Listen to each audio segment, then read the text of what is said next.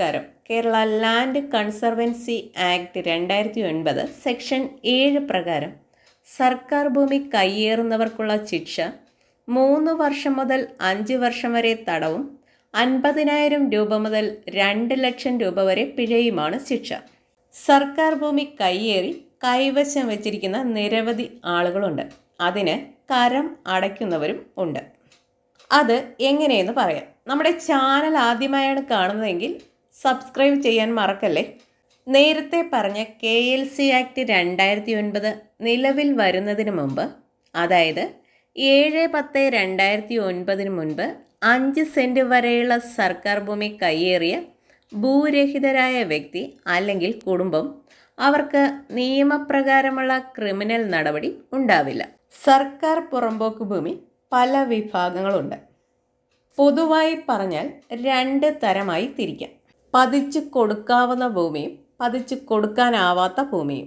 പതിച്ചു കൊടുക്കാവുന്ന ഭൂമിയെ വീണ്ടും 2 തരം തിരിക്കാം. 1 ഓക്യുപ്പൈഡ് ലാൻഡും 2 അൺഓക്യുപ്പൈഡ് ലാൻഡും. രണ്ടിനും സർക്കാർ പട്ടയം നൽകുന്നുണ്ട്. ഇതേപ്പറ്റി നമ്മൾ ഇതിനു മുൻപ് വീഡിയോ ചെയ്തിട്ടുള്ളതിനാൽ അതേപ്പറ്റി ഇനി പറയുന്നില്ല.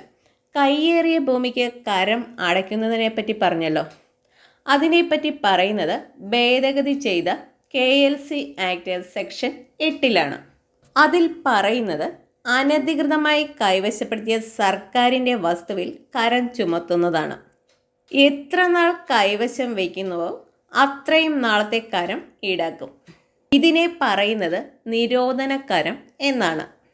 അതായത് അനധികൃതമായി കൈവശപ്പെടുത്തിയ സർക്കാർ പുറമ്പോക്കിൽ ചുമത്തുന്ന കരത്തെ നിരോധന കരം എന്ന് പറയും. കേരളത്തിൽ സർക്കാർ ഭൂമി വർഷങ്ങളായി കൈവശം വെച്ച് വർഷങ്ങളായി നിരോധനക്കരം അടയ്ക്കുന്ന നിരവധി ആളുകളുണ്ട്. നിരോധനക്കരം അടയ്ക്കുന്നത് വില്ലേജ് ഓഫീസിലാണ്. വീഡിയോ ഇഷ്ടമായാൽ ഒരു ലൈക്ക് തരണേ. വീണ്ടും കാണുന്നതുവരെ ബൈ.